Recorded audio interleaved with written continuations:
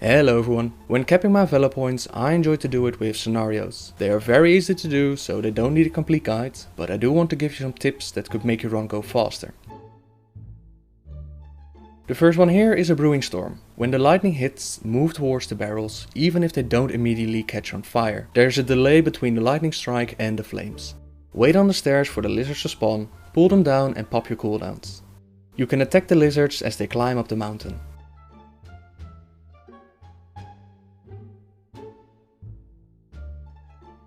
Use any speed increase once you've cleared all the lizards to reach the village faster. You can clear the village of the 6 ads before the panda reaches it. By doing it this way, you'll be able to ignore any of the ads and focus your DPS on the boss.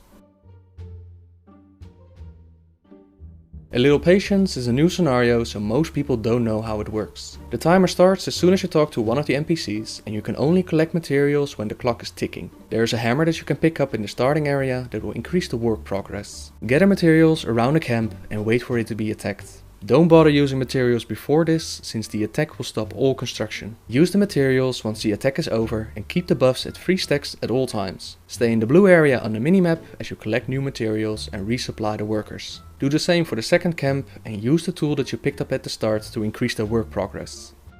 Make your way to the temple once the traps are finished. Wait for the elite pack to get in position and then pull the boss out of the temple. You can aggro the elites, so be careful on your pull.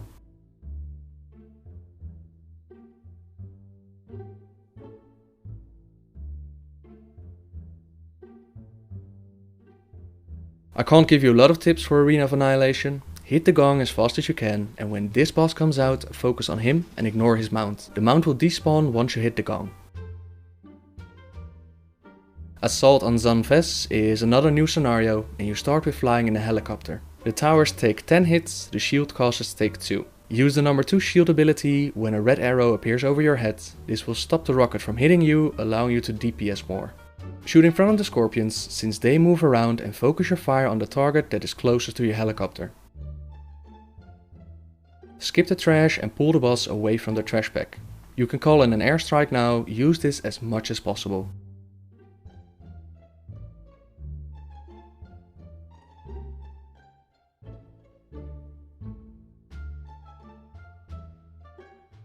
Avoid as many of the trash packs as you can while you make your way to the end boss. If you do pull something, kill it before it pulls even more. The big bugs hurt a lot, kill those first.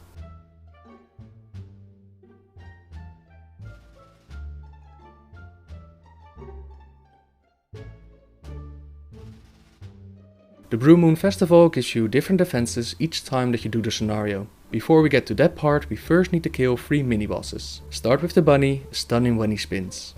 Next is the water elemental. Pull his ad packs one by one since they hurt a lot. The boss will bubble himself, and getting hit by the geysers will destroy the bubble. Stack on the boss so that the geysers are always close to him, increasing your DPS.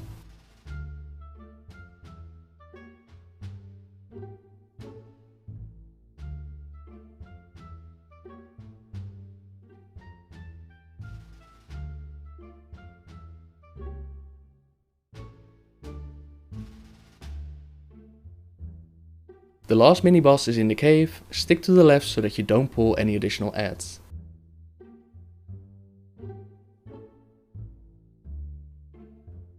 If you need to place defenses, always place them near the guarding NPCs.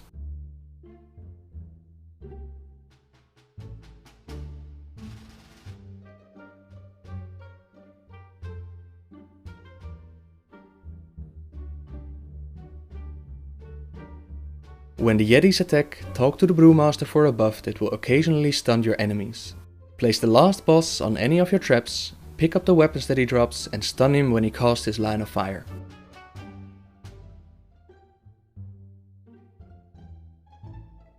You can skip a lot of the trash packs in the Crypt of Forgotten Kings, unless of course your party moves ahead of you. From the start, hold right and ignore the trash and fight the Shadow Pen.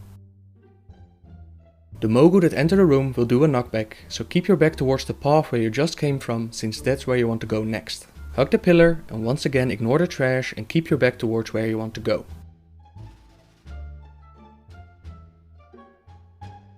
Ignore the pools on the floor and pull all the little Sha to the big Sha. They give you a buff that increases your damage done, so having them respawn is a good thing.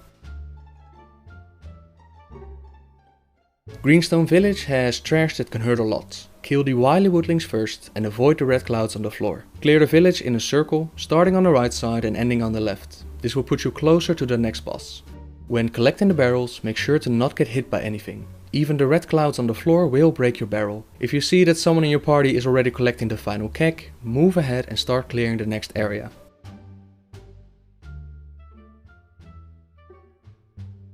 If you're a Alliance, you'll often have to do the Lion's Landing scenario, and you can once again skip a bit of the trash. Talk to the dwarf once you've killed the first trash pack and jump down the mountain on the left. 2 packs will come at the same time, so AoE them down. Healers always go first.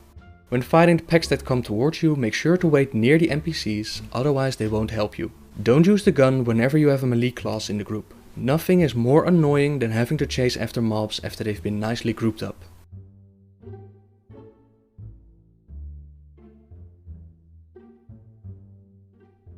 Pharamore's Fall is the only scenario that I like to do in my tank spec because the trash mobs pack a punch and it's faster to AoE it all down. Check with your group if they have water walking mounts or spells because that will make it a lot faster. Pull the first trash pack to the boat and AoE everything down.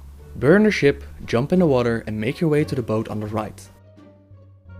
Pull all the mobs to the healer in the corner and AoE them down. Healers always first. Burn the ship and cross the water to the second ship. Same as before, pull everything in the corner. Kill the healers first.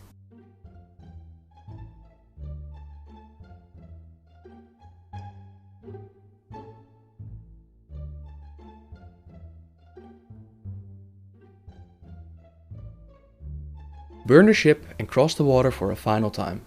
Taking this path will place you behind the boss, allowing you to skip the trash in front of him.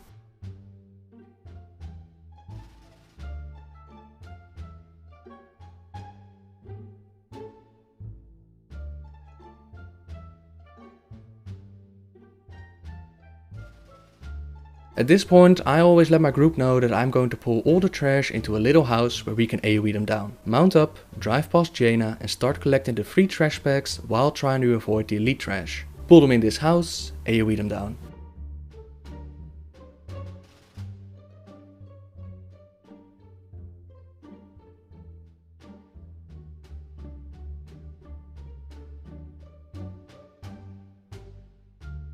Ignore the trash near the final boss at first, so that Jaina elementals can do a bit of DPS while you focus on the boss.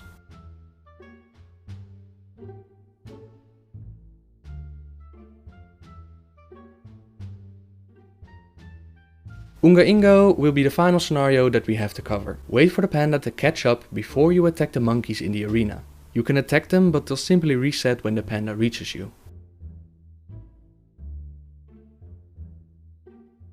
Place someone to defend the brew and click on this rope. This will take you to the pirate ship. You can carry a maximum of 25 beers at a time, but you can cheat the system by first stacking it up to around 20 and then picking up a big keg. This will put you over the limit of 25 and saves a bit of time. This concludes my tips for the scenarios. I hope they will help you. If you have any tips for me, please leave a comment down below. Subscribe if you like my videos. And until next time guys, see ya!